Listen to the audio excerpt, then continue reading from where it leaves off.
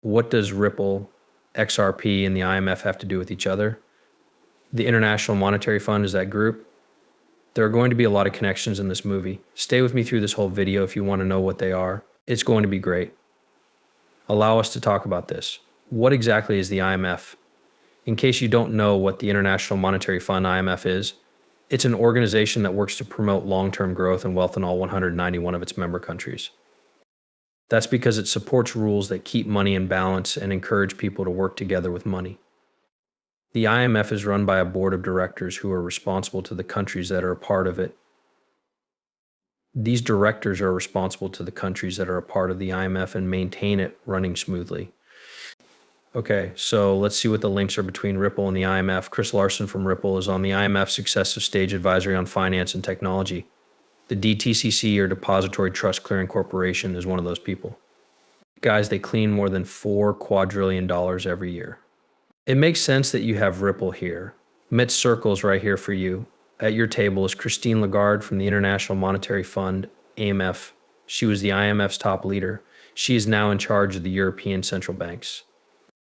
Another way to get there is to look at this. The Monetary Authority of Singapore is right here. The Bank of Canada is here, along with a lot of other big names. There's also Kristina Georgieva, the new head of the IMF. She knows a lot about Ripple and XRPR. Let me play this. We want people around the world to see the world of virtual money as a public right.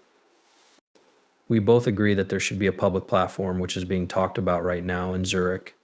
As long as protocols are agreed upon, this public platform can join unique CBDCs. Yes, it can be. It's possible for them to work together. You can change CBDCs in the same way you change euros from one US dollar to another. Okay, let's get right to it. How many good banks are there in the world? What kind of fruit is it? It's 214 banks from around the world that are important. Listen, Ripple is working with up to 20 or so important banks right now. I think it's about 20 to 22 or 23 major banks. Yes, Ripple is already talking and working with up to 10% of governments that use imperative financial institution virtual currency. This is based on the idea that there are 214 main banks around the world. Some of the names that we know they've done tests with have been released, but I think they're holding back some names that I think will be really big, right? If a big country like France or Australia is interested in using Ripple's technology, that announcement might make the price of XRP go through the roof, right? Additionally, Ripple has strong ties with major banks and the IMF itself. We already talked about this. It says that the main, most important ideas built around the global non-countrywide currency and XRP should work. In many ways, it already does. When the IMF, the World Bank, and the most important banks meet, they agree that XRP should be used as a way to connect the worlds. Between the banks themselves, we talk about making a network that all of these very important banks can use.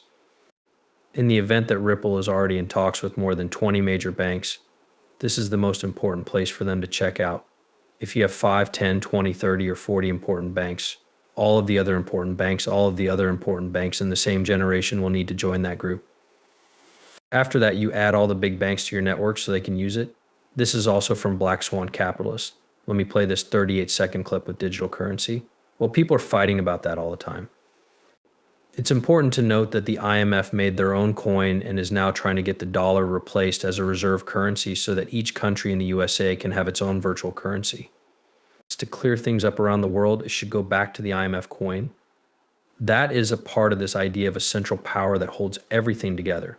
Listen, where do you think the IMF could build a coin? Was it going to be built on top of the XRP ledger? Would it be built on XTC coin or not? Maybe I don't think XTC.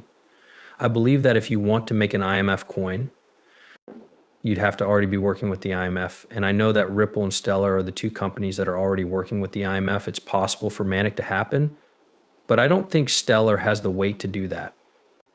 As well, you have Jess Chang. She has been a Federal Reserve officer, a Ripple deputy, a preferred counsel, and an IMF counsel in the past.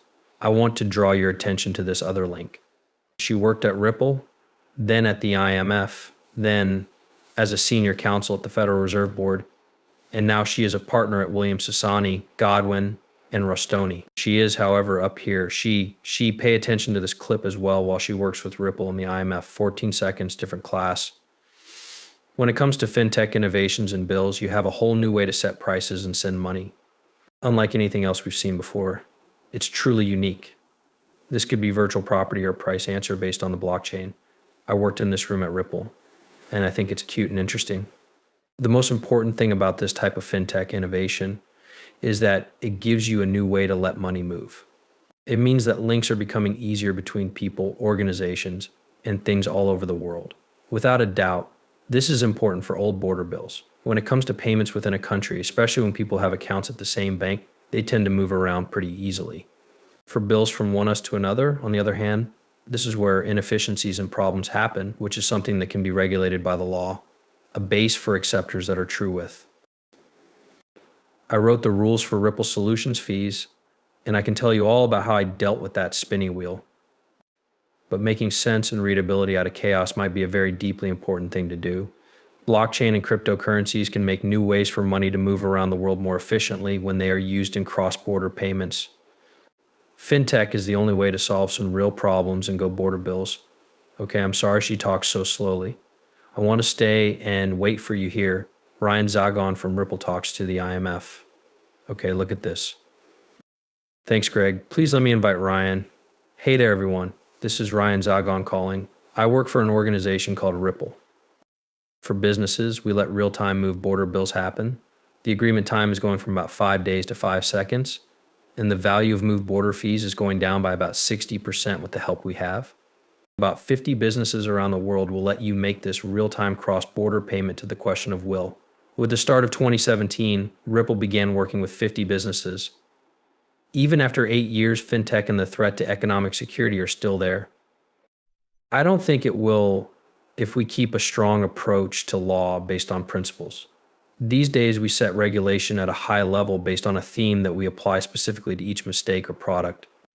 For example, we will talk about market stability, operating resilience, and cybersecurity, which are all like strong parts of a financial machine.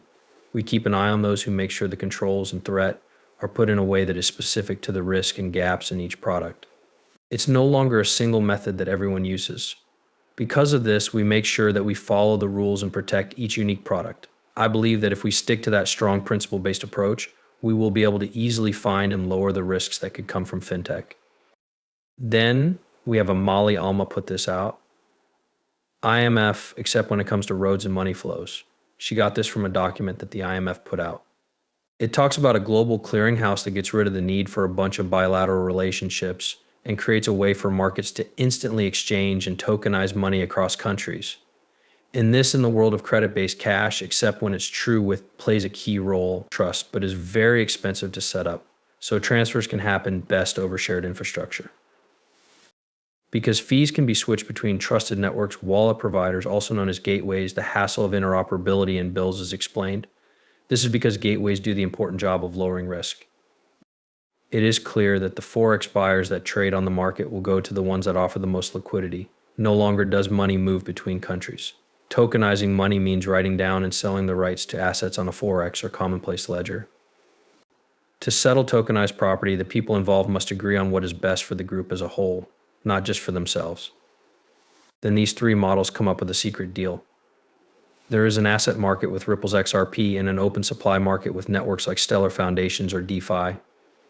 There is also a deal asset based on unbacked crypto assets such as Strike that could use Bitcoin and Lightning Network. Bitcoin and Lightning Network are no longer going to be it. It's going to come down to Stellar and Ripple.